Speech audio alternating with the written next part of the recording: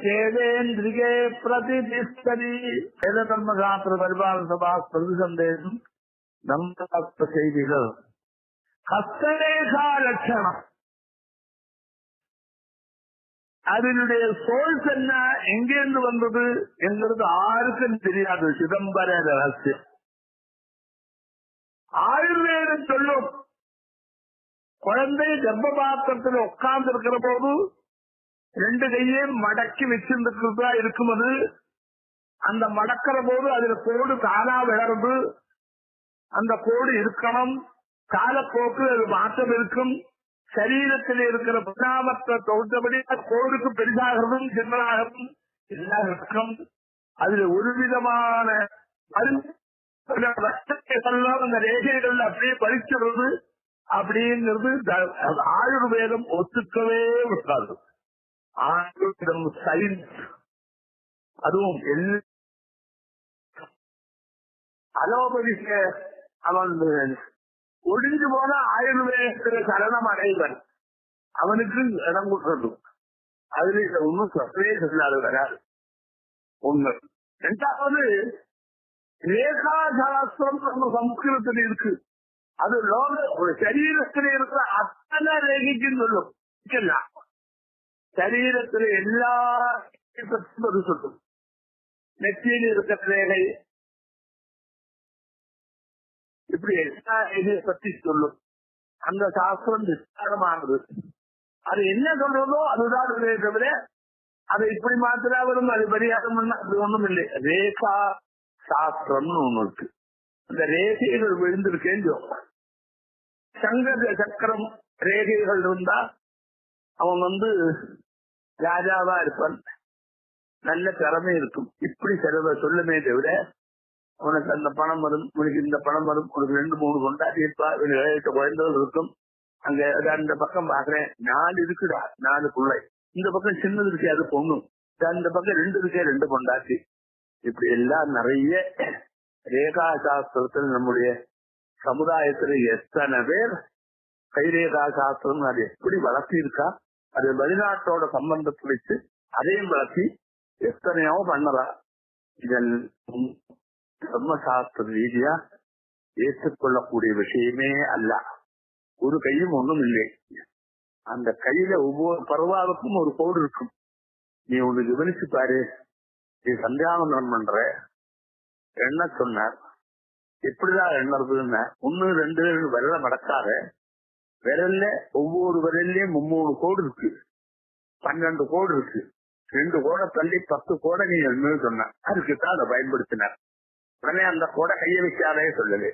அதனால இதெல்லாம் எவம் மாதிரி அதுல இருக்கு. ஏதோ கட்ட வரல ஒரு ரவுண்ட் அடிச்சு ஒண்ணு இருந்தது, அது சக்கரம் மாதிரி இருந்தது. அதனால அங்க சுதர்சன சக்கரம் இருக்கு. இன்னொன்னு அது கோழி வளைஞ்சு சங்கு மாதிரி இருந்து உங்ககிட்ட சங்கம் இருக்கு. இது சாட்சாத் பரம்பொருள் பகவான் அவதாரம் பண்ணி இருக்க. இப்படி எல்லாம் நிறைய இத்தனை எல்லாம் சொல்றாளே, இதுல ஏதாவது நல்லது அனுபவிச்சோனோ ஒருத்தம் கூட இல்லை. ஆனா எல்லா இடத்துலயும் சொல்லிட்டு இருக்கா. ஏகாசாசம் கை பார்த்து சொல்றேன்ற இவன் கை பார்த்து சொல்றான். பாரு கையை பாரு. எல்லா விதமான குபேரன் அத்தனையும் கையில உட்கார். குபேரன் கையில உட்காருவனோடா, இவன் கையில உட்கார்ந்தா அத்தனை பேர்ல இந்த குபேரன் உட்கார்ந்தா 8 இருக்கு. யாரு காப்பாத்துறது? குபேரனுக்கு வேற வேலை இல்லையா? வேற இது அந்த ரேகை, இது ஆயுஷ் ரேகை, இது வித்யா ரேகை. வித்யா ரேகையில் வந்தா வித்திய வருமோடா. வித்திய எப்படி வரும்? அவன் நீ ப்ராப்பரா அந்த புத்தி வளர்ச்சியில் வர வேண்டியது. அதனால இதெல்லாம் போட்டு குழப்பிக்காத. அதெல்லாம் சப்ஜெக்டே இல்லை, அப்படி ஒரு சாஸ்திரமும் இல்லை, அதுக்கு சோல்ஸும் இல்லை. நீ வேதமே குப்பைங்கிறா, இது எப்படிதான் நீ ஒத்துக்கிட்ட? வேதம் உன்னை உருவாக்கி விட்டுருக்கிறதே நீ நம்புறதுக்கு ஒரு யோகியதை இல்லை. இது ஒண்ணுமே இல்லாத நீ ஒன்பதை சொல்லும் போதே உன்னுடைய தரம் எனக்கு புரியலையோ? யோகத்துல ஜாதகத்தை வச்சுட்டு என்னெல்லாம் தடபடுத்துறா ஒரு கண். அதுக்கு சயின்டிபிக் அப்ரோச். என்னடா சயின்டிபிக் அப்ரோச்? வேதமே சயின்ஸ் தான், அதுக்கு ஒரு அப்ரோச் வர தனியே சயின்ஸ் வருமா? அதனால இவாளெல்லாம் என்ன பண்றா தெரியுமோ? பாரு இது எப்படி இருக்கு, இது எப்படி இருக்கு. பராதிகர் சொன்னார், அவர் சொன்னார், இவர் சொன்னார்னு தனி மனிதனுடைய ஏற்ற குறைச்சல் எல்லாம் இந்த கிரகங்களே நடத்துறதுன்னு சொல்றீங்க, எப்படிலாம் நடத்தும்? இத்தனை பேரும் இந்த கிரகத்துக்கு கூட அது ஆகாசத்துக்கு ஒரு கோலமா உட்கார்ந்து இருக்கு. சுற்றுச்சூழலில் இருக்கக்கூடிய மாறுபாட்டுக்கு அதுக்கு இன்னும் காரணம் கரெக்ட். சூரியன் இருக்கான், சந்திரன் இருக்கான், கிரகங்கள் இருக்கு, கரெக்ட். சரி, மனிதனே அவனை ஆட்சி படைக்கிறது கிரகம்னு எப்படி சொன்னே நீ? என்ன கோல்ஸ்? அதுதான் ஆட்சி படைக்கிறதுன்னா உன் புத்தி எந்த பொறுத்து, உன்னுடைய படிப்பு எந்த பொறுத்து? படிப்புல உனக்கு மாறுறத, அது சொல்லலாம் மாறி வருத. இது எல்லாத்தையும் நீ உட்கார்ந்து ஆற அமர புத்தகத்தை எடுத்து வச்சுக்கோ. கிரகங்களை பத்தி பாரு, கையினுடைய விரலை பத்தி பாரு, அதுல கோடு எங்கெல்லாம் எல்லாருக்கும் ஒரே மாதிரி விழுந்திருக்கு பார்த்தோம், அதெல்லாம் பாரு.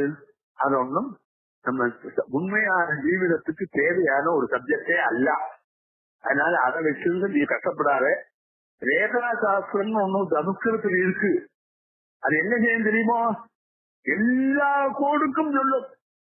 அம்பாளுடைய கழுத்துல 3 கோடு இருக்கு, அது அவர் கட்டினதான அந்த திருமங்கல்யத்தினுடைய 3 கோடு அது அப்படின்னு சொல்லுமே தவிர, அந்த கோடு 3 திருமங்கல்யம் கழுத்திலிருந்து நகராமல் இருக்குங்கிறத கோட காரணமா சொல்லுவார். இப்படி எல்லாம் தான் இருக்கே தவிர நீ அதுல எல்லாம் ரொம்ப பண்ணாதே. நீ உண்மையா வேதத்தை நம்பு, வேதம் சொன்ன தர்மத்தை நம்பு, வேதம் சொன்ன அருட்டானத்தை நம்பு. அது அல்லாத எல்லாம் புரிதான். ஏதோ கிடுகிழப்பு உண்டு பண்ணுமே தவிர உனக்கு எந்த விதமான சௌகரியத்தையும் பண்ணாது. நீ 6ஆம் முறை யோஜனை பண்ணது, 6 சொன்னத்தை கேட்காது. உனக்கு ஒரு புத்தி இருக்க, பாரு அந்த ரேகையை பற்றி, அப்பதான் உனக்கு தெரியும். அதுக்கு ஒண்ணுமே இல்லை சோர்ஸ். அதுல போட்டு போகாத வேதத்தை படி, சாஸ்திரத்தை படி, அனுஷ்டானத்தை பண்ண, உனக்கு எல்லா சேஷம் வரும். அதனால நாளைக்கு மறுபடியும் நீ வா, ஒரு சமாச்சாரத்தை சொல்லி உனக்கு மறுபடியும் செல்வ ஏற்படுத்துறதுக்கு நான் முயற்சி பண்ணி பாக்குறேன். நீ என்னோட ஒத்துழைக்கலாம். நீ எல்லாத்தையும் மூட நம்பிக்கை சொல்லிட்டு உன்னை திருத்த முடியுமோடா? நான் என் பக்கம் வா, அப்பதான் அவனுக்கு கண்ணுக்கு புலப்படும். கண்ணாடி மாதிரி காட்டி தரேன். நாளைக்கு ரெடியா இது வரேன்.